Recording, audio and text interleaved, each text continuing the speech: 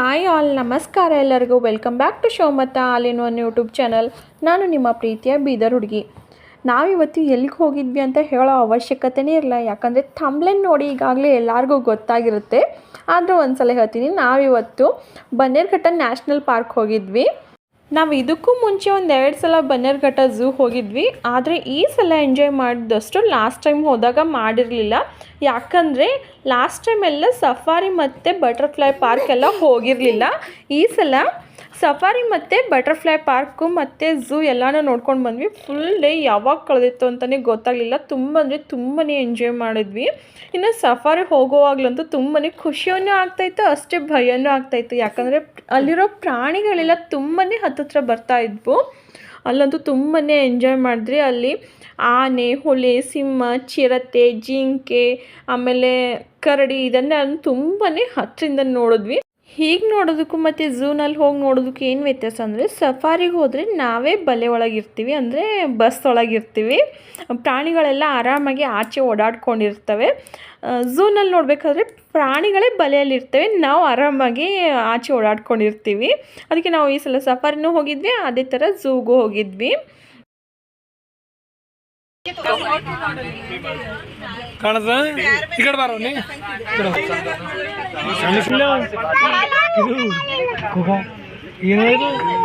ಕರಡಿ. Road ಮಧ್ಯೆ ಎಲ್ಲ ಪ್ರಾಣಿಗಳು ಕೂತ್ಕೊಂಡಿರ್ತವೆ. ಒಂದು ಕರಡಿ ಅಂತೂ ರೋಡ್ ಮೇಲೇ ಕೂತ್ಕೊಂಡಿತ್ತು. ತುಂಬಾ ಹತ್ತಿರದಿಂದ ನೋಡಿದ್ವಿ ಅದನ್ನಂತೂ. ಸ್ಟ್ರೆಸ್ಫುಲ್ ಲೈಫಿಂದ ಒಂದ್ಸಲ ಆಚೆ ಬಂದು ನೀವು ಈ ಥರ ನೇಚರ್ನ ಸುತ್ತಾಡ್ಕೊಂಡು ನೋಡಿ, ಮನಸ್ಸಿಗೆ ತುಂಬಾ ನೆಮ್ಮದಿ, ಸಮಾಧಾನ ಸಿಗುತ್ತೆ. ಈ ಬನ್ನೇರುಘಟ್ಟ ಝೂ ಅಂತೂ ತುಂಬಾ ಜನ ಹೋಗಿರ್ತಾರೆ ಬೆಂಗಳೂರಲ್ಲಿರೋರು. ಹೋಗದೆ ಇರೋರು ಒಂದ್ಸಲ ನಿಮ್ಮ ಫ್ರೆಂಡ್ಸ್ ಆ್ಯಂಡ್ ಫ್ಯಾಮಿಲಿ ಜೊತೆ ವಿಸಿಟ್ ಮಾಡಿ ನೋಡಿ, ತುಂಬಾ ಖುಷಿ ಕೊಡುತ್ತೆ. ಟೈಮಿಂಗ್ ಬಂದುಬಿಟ್ಟು ಬೆಳಗ್ಗೆ 9 ಗಂಟೆಯಿಂದ ಸಂಜೆ 5 ಗಂಟೆವರೆಗೆ ಇದು ಝೂ ಟೈಮಿಂಗು. ಆಮೇಲೆ ಸಫಾರಿ ಟೈಮಿಂಗು ಬೆಳಗ್ಗೆ 10 ಗಂಟೆಯಿಂದ ಈವ್ನಿಂಗ್ 4 ಗಂಟೆವರೆಗೂ ಮಾತ್ರ. ಆಮೇಲೆ ಸಫಾರಿದು ಫೀಸ್ ಬಂದುಬಿಟ್ಟು ದೊಡ್ಡವ್ರಿಗೆ 350, ಆಮೇಲೆ ಫೀಸ್ ಬಂದುಬಿಟ್ಟು ದೊಡ್ಡವ್ರಿಗೆ 80, ಆದರೆ ಚಿಕ್ಕವ್ರಿಗೆ 40.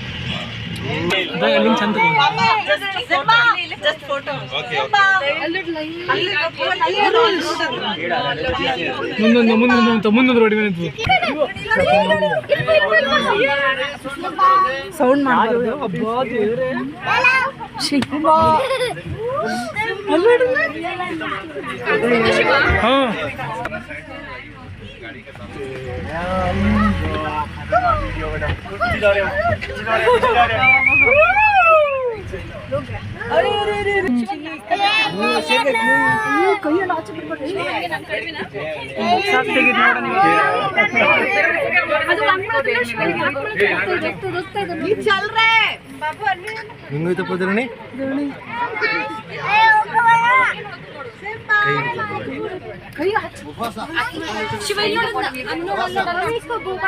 ನೋಡು.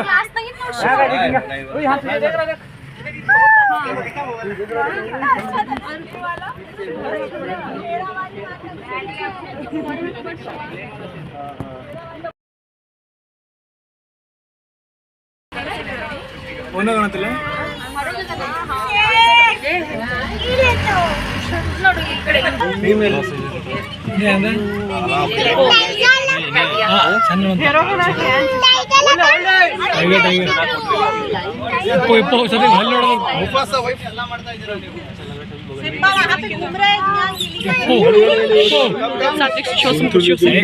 ಸ್ವಲ್ಪ ಮುಂದೆ ಬಿಡಿ.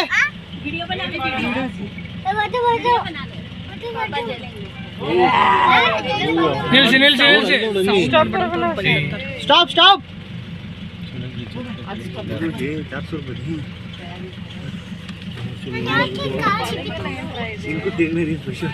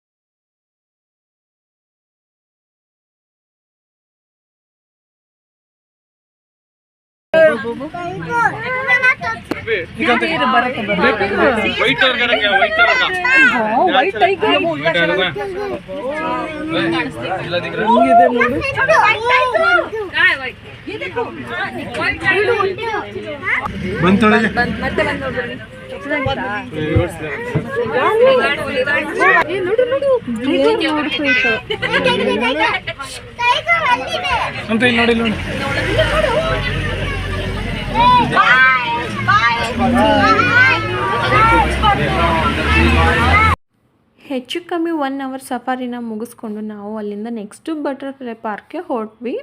ಇನ್ನು ಬಟರ್ಫ್ಲೈ ಪಾರ್ಕ್ಗೆ per head 50 rupees entry fee.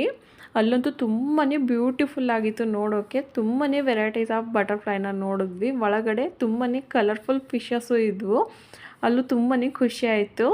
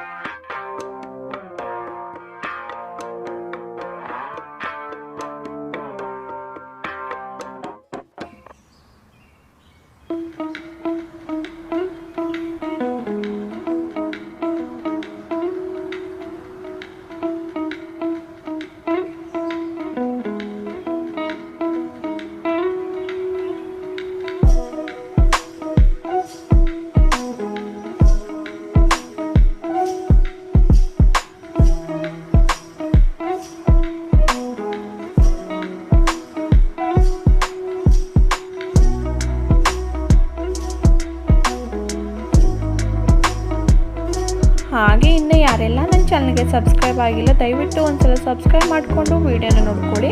Video ಇಷ್ಟ ಆದರೆ ಲೈಕ್ ಮಾಡೋದನ್ನು ಮರಿಬೇಡಿ. ಹಾಗೆ ನಿಮ್ಮ ಫ್ರೆಂಡ್ಸ್ ಆ್ಯಂಡ್ ಫ್ಯಾಮಿಲಿಗೂ ಒಂದ್ಸಲ ಶೇರ್ ಮಾಡಿ. ಮತ್ತು ಪಕ್ಕದಲ್ಲಿರೋ ಬೆಲ್ ಐಕನ್ನು ಒಂದ್ಸಲ ಪ್ರೆಸ್ ಮಾಡಿ, ಬಿಕಾಸ್ ನಾನು ಹಾಕೋ ಪ್ರತಿಯೊಂದು ಹೊಸ ವಿಡಿಯೋ ಫಸ್ಟ್ ನೋಟಿಫಿಕೇಷನ್ ನಿಮಗೆ ಬರುತ್ತೆ.